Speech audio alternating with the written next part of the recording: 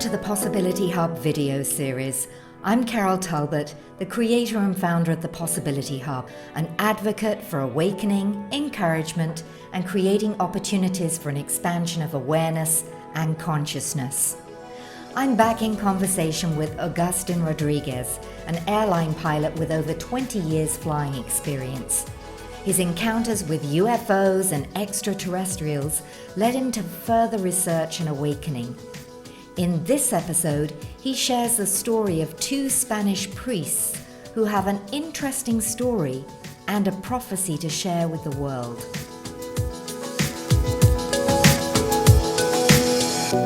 Hello, Agustin. We're back again, and today we have an interesting story and a prophecy that came from two priests that you're going to share. So let's launch straight into that. What's the story? What's the prophecy? And what happened?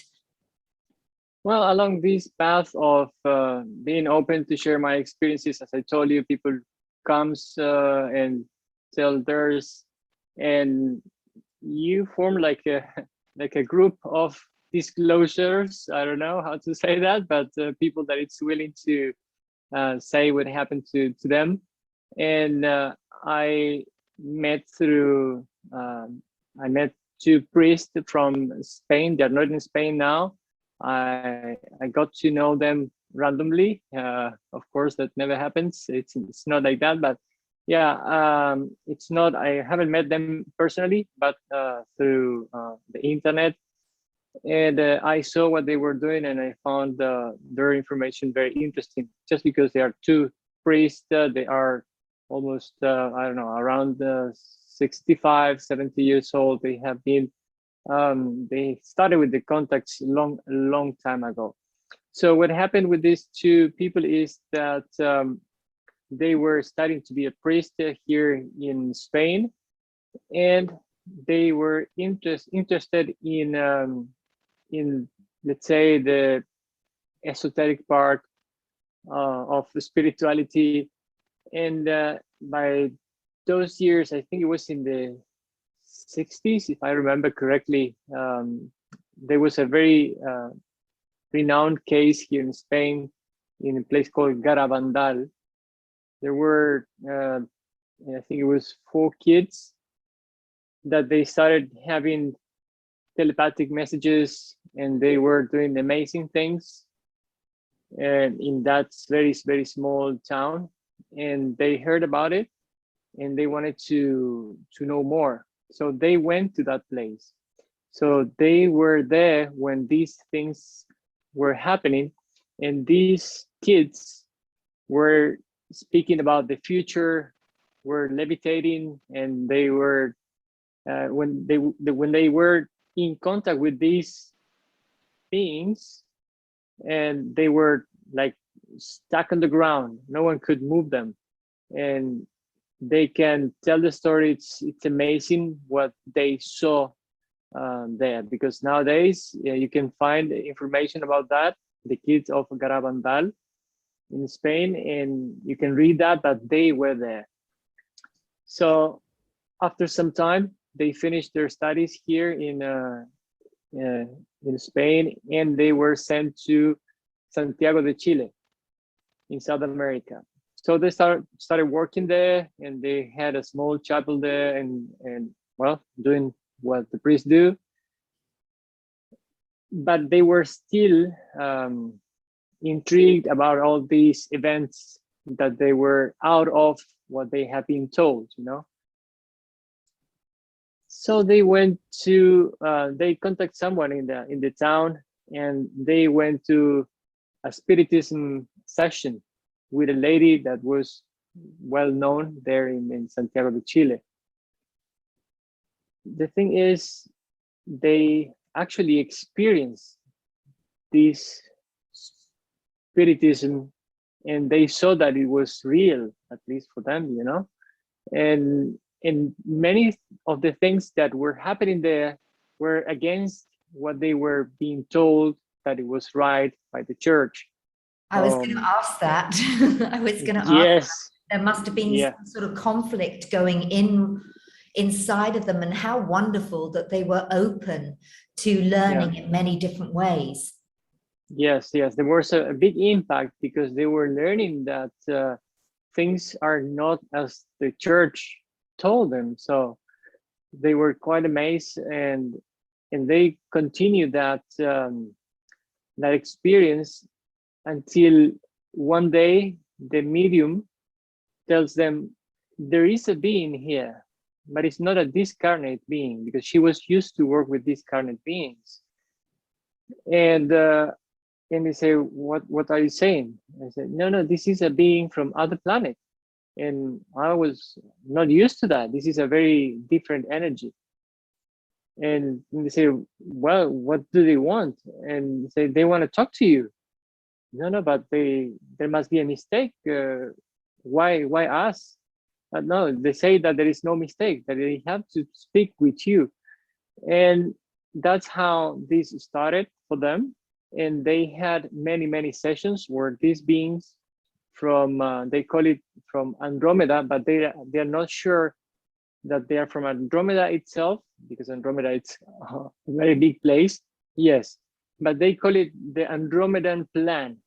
Okay, and they explain very well how Andromeda means like the new human, or something related to that. And this medium she undergone a process of tuning, or I don't know how you call it, but these beings told her that she had to go somewhere, and these two priests worked with her, and she was in the tent where she was supposed to be, and she was energetically changed in some way to be able to channel the energy that it was needed for that communication and for that teachings that they were going to give to the priest. At some point that night, they saw how they brought her levitating to where they were. It was quite amazing. But the thing is that they say that they have been working for this for many lives, and this is an important moment, and this information has to go. And they were taught how the church that they were working for, it's part of the deceiving, one of the deceiving methods that has been in place by certain beings for this humanity.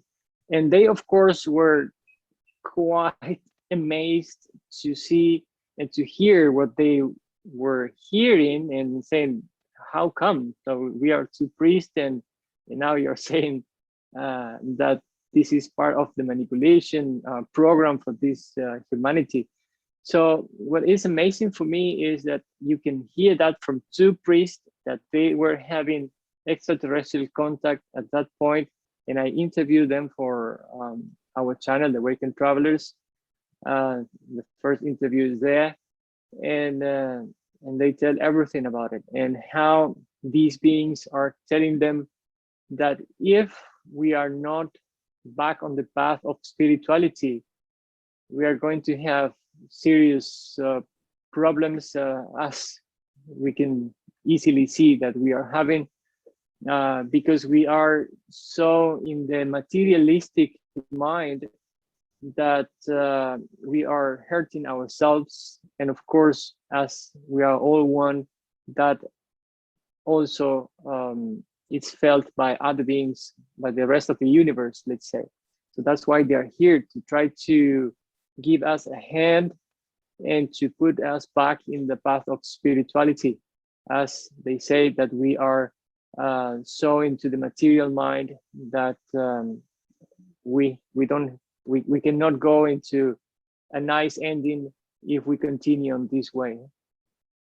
So that also presupposes that spirituality and religion are not the same thing, that they are different. Yes. For them, the story is very long. It takes hours for them to tell the whole thing. They have a book called the Andromedan Plan. It's in Spanish only, but they as the Vatican knew what they were doing, they start harassing them in many ways through the government, etc. So they had to be running from one place to the other, and at the end, one of them was taken into prison. He was taken out sometime later, and again, one of them had to go back to Spain, because he was not because the intelligence department of that of Chile in that moment took him out because of what they were doing. They were saying that they were part of the socialistic movements that they were in South America in those times. So they were trying to put them out in any way. So after all, the Vatican just excommunicate them. I don't know if it's the right word. Yes, I was going to ask if they were still involved in the church, and I was going to hope not. No.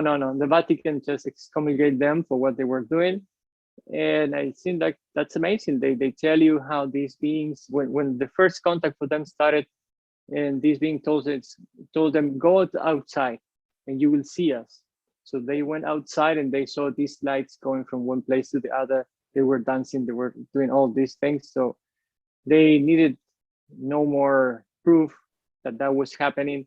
And they went back inside, and that's how their school started, because they call it the masters, because they were teaching them lots of things. And they were speaking about the multiple ways that this humanity is being controlled through economics, religion, politics, well, the military part as well. So it's a very interesting story, but I think the main thing that, sorry for repeating that, the main story here is that these two priests having extraterrestrial contact, and these beings from other planets telling them how they were in the wrong side in some way, and how if we are not going back to the path of spirituality and open our minds, the times ahead are going to be difficult for us.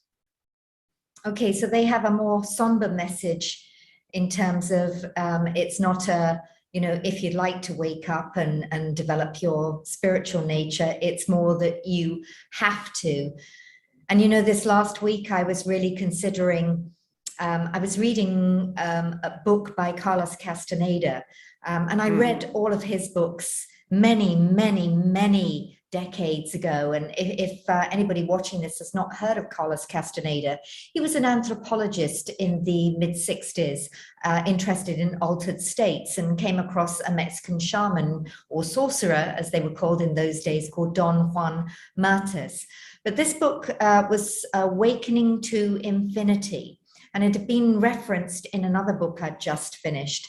And it really made me, you know, consider, and I've always thought, you know, from the moment we're born, we're told, you know, a name, we're born into a religion, we're sent to school and taught a history that may or may not be true. And it led me to consider, what did I actually learn in school that I can use now? And there was very little. In fact, I can't think of anything that I learned at school that has been valuable for me in my life. So that led me to think about, what was schooling really all about? Was it really all about control and discipline in terms of getting us to sit behind a desk, listen to somebody at the front? When a bell rings, you move to another room, or somebody else comes into the room. You have to learn by rote and you're tested on it. So is it really just from an early age disciplining us? And that's the feeling that I've had, that really we need to be present. And, you know, I think it's something that we're going to talk about in a few minutes. Be more discerning about what you hear. And I love the fact that these priests, and I'd love to hear more as well, I do hope the book gets translated, what was so many people are so sort of, they're in their beliefs and in their model of the world that it's very challenging to open up to anything else. They go into what we would call cognitive dissonance. It's like, no, that could be true, that couldn't be true. And it really takes something to rock the world in order for them to go, oh my goodness, this is something I can't deny.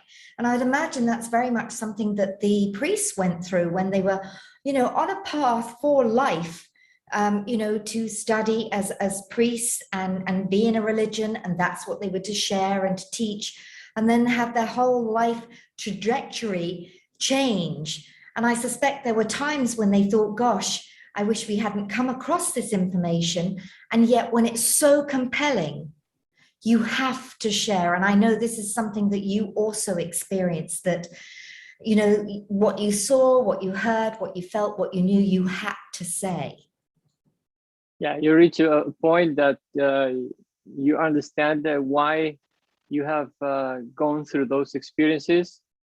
And of course, yes, there is a big impact that it's needed for people to wake up, as we say, and the cognitive dissonance, it's going to be there by the moment that we start speaking. But it's the time to say these things. It's the time to bring this awareness.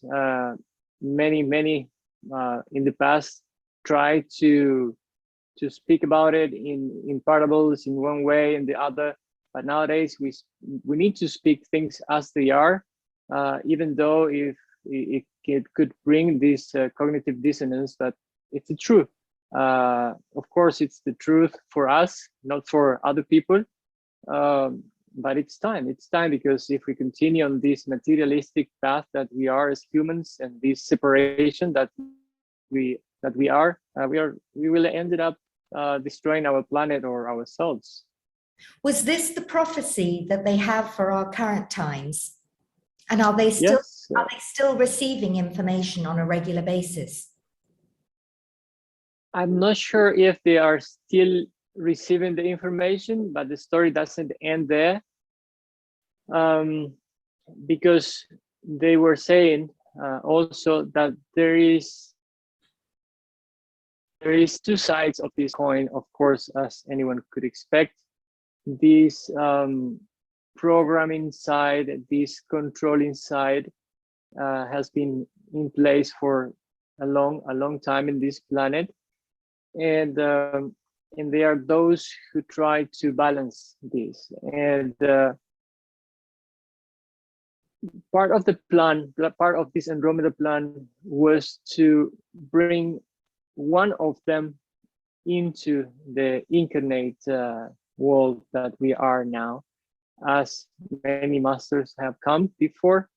And there was a kid in those times that was going to be born, and they had to protect this kid, and it's a fabulous story. But the plan couldn't be in place because of what the other side was doing to avoid that. And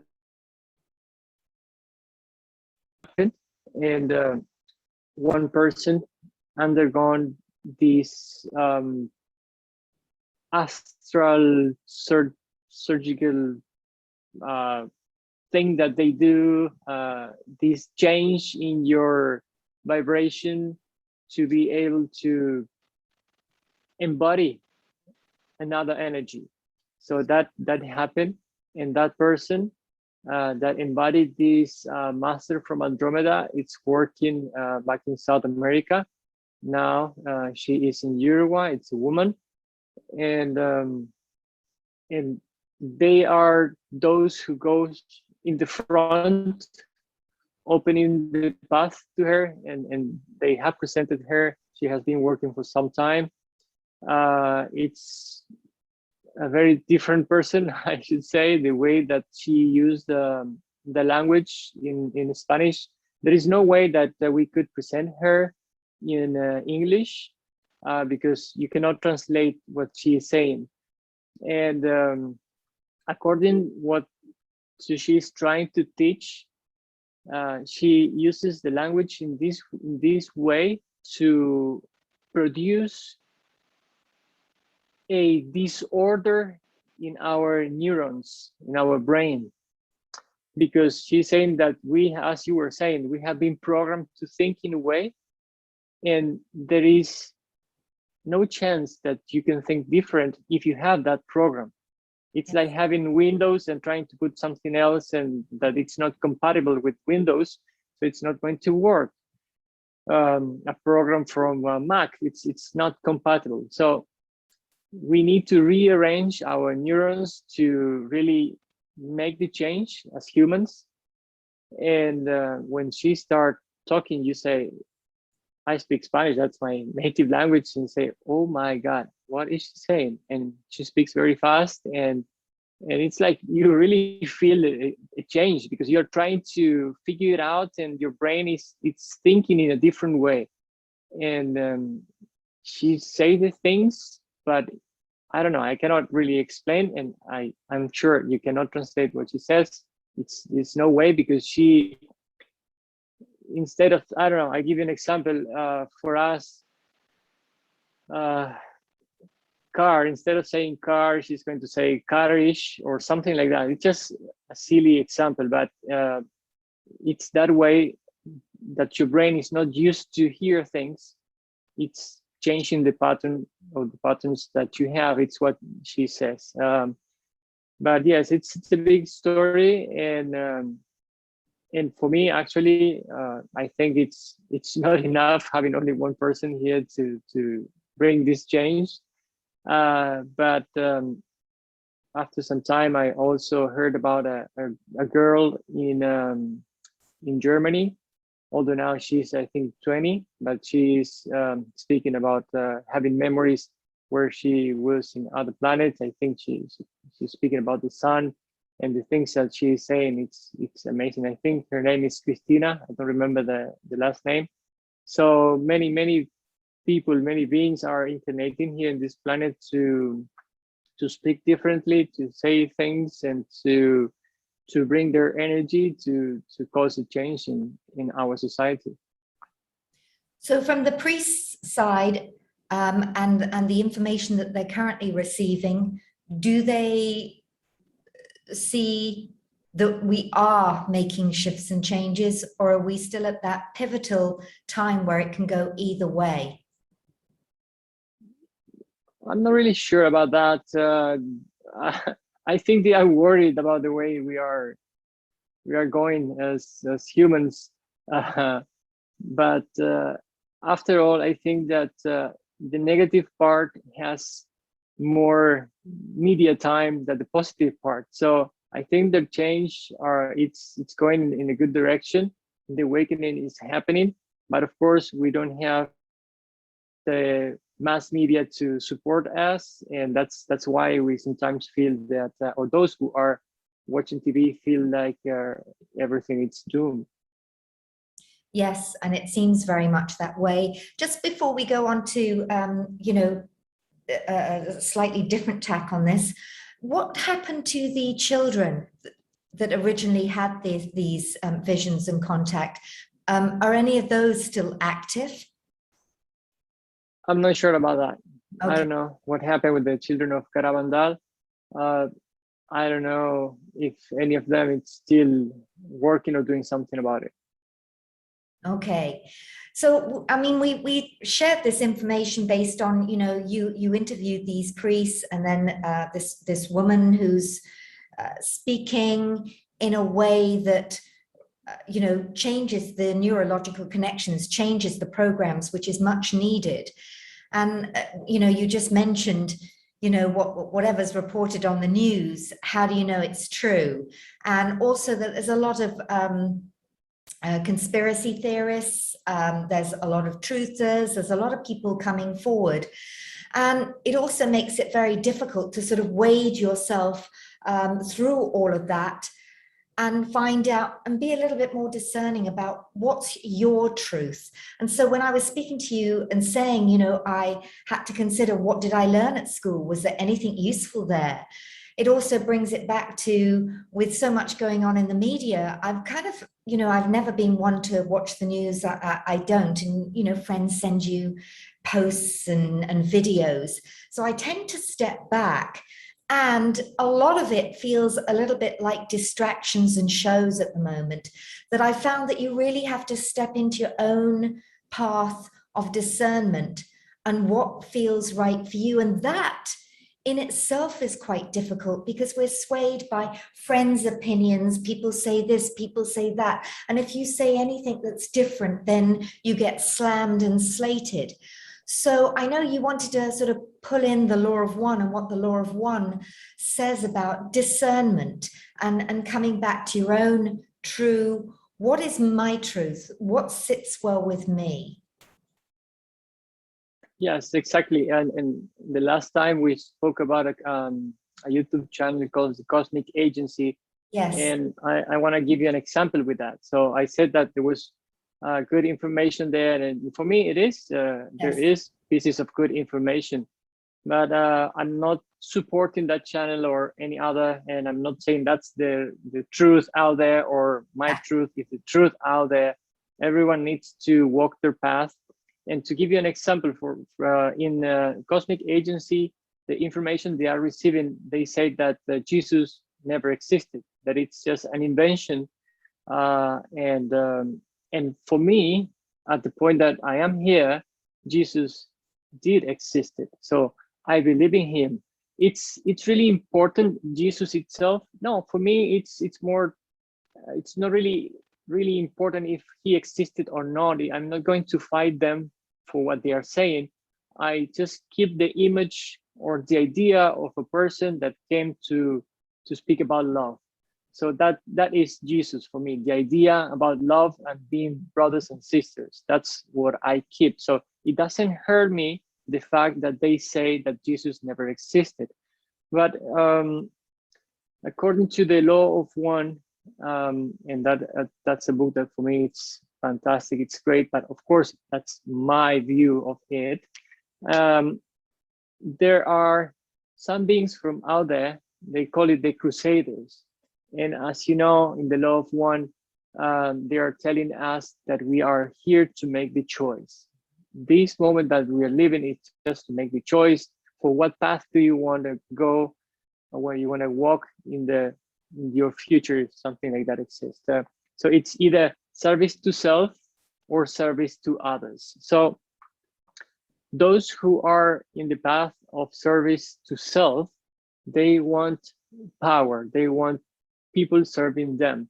And in the law of one, it's very well described how this is also okay, because if God is all that it is, to serve others is to serve God, and to serve the self, it's to serve God as well. So that's a view of good and bad that we have here, but it's not the same view that other beings out there look at it. So I'm going to just read briefly one question here of Don Elkins, and he says, then we have crusaders from Orion, those are the service to self beings, coming to this planet for mind control purposes. How do they do this? And Ra says, as all, they follow the law of one, observing free will. Contact is made with those who call. Those then, upon the planetary sphere, act mass as you do to disseminate the attitudes and philosophy of their particular understandings of the law of one, which is service to self. These become the elite. Through this, the attempt begins to create a condition whereby the remainder of the planetary entities are enslaved by their own free will. It's actually what is happening here in the planet. By your own free will, you are enslaved by all that someone is telling you. So what I'm trying to point out here, and then the law of one also speaks how the prophets in the past have been also deceived. Don't speak about all of them, but just a general thing. And how you have this calling, you want this information, you are looking for something else out there, but it depends on your vibration what you're going to receive. So any channel, even me, I could be willing to have this contact or receiving this information, and the universe doesn't work the way I want. It works the way it works. So your call will, of course, by the law of attraction, will give you some results, and then you can track the service to self information or the service to others depending on your vibration. So the way our reality works, it's really complex, and the law of one states very well how some have, sorry, there was a cat there. Yes. Sorry, there was a cat there, yeah. So some receive this good information, and then just because the way we think, we transform it in negative information because we just want to be the ones who have the truth, and then we transform ourselves in the elite. We call ourselves the enlightenment or the enlightened one, and the ones who must rule this planet, and that's the way it's been working for a long time here. So it is important to have this discernment and just take what it serves you at that point, and not to be trapped into this is the real truth and this is not. So take what you need in that moment, what resonates with you, and the rest let it go, because you must know that there are forces on the two sides, forces that want to bring you into the service to self side, and those who of course want to take you into the service to others side. So discernment, it's of a big importance here. Yes, certainly time to really settle on being a sovereign being and discovering more of who you are and less of who you're not. And to me, as you discover more of who you truly are and the magnificence and brilliance that each and every one of us is, you know, you attract, and things sit well with you because you attract the truth or your truth when you come from a place of service to others specifically. Although I love the way you said that it's not just, you know, service to self or service to others, you know, there can be a blend, and it's not one's good, one's bad, they just are. So that sounds like a really good place to finish our conversation today, and to encourage people to really sit with themselves, to discover who they are and what sits well with them. And I know over the last couple of months, for me, my eyes have been opened, my being very self has been open to things that I never would have considered before. In fact, people I've often gone, oh, if they believe in that, and didn't even look into it. And with a little bit of research, have really changed certain things that I thought were true, that's allowed me again to see the gross manipulation, the gross programming, conditioning that we have been through, and to start letting that all go. Yeah, absolutely. We cannot say, yeah, we cannot say I have the truth now, I'm going to sleep. It's no, it's always something else coming up. And that is the beauty of always being in a space and place of curiosity and being open, as those two priests demonstrated, you know, on a trajectory of certain beliefs, a certain philosophy, and a certain way of being, yet having that curiosity and that openness to let in and just say, well, what if? And then see the world shift and change for them in many different ways that I can imagine must have been very, very challenging, considering what they've been through. And when you've got a truth which you can no longer deny, you know, holding on to your truth, no matter what other people say in the outer world, or being excommunicated, so to speak. So, what an interesting conversation that has created for us today. Any last gems you'd like to share with us today, Agustin?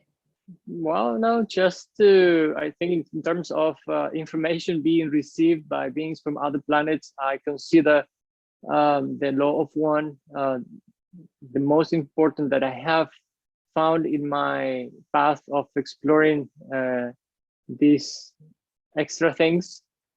So I really recommend everyone to read that book. It's probably not easy in the way it's written, but if you read it with patience, you will get a lot out of it. And the good news is that material is free. You can make Yes. a donation, and if you just Google Law of One, there are also some excellent people on YouTube who translate or share. And I know you did a good deal of sharing about the Law of One as well on a regular basis when you were here in Dubai. So I thank you for sharing that information and wish you a wonderful day.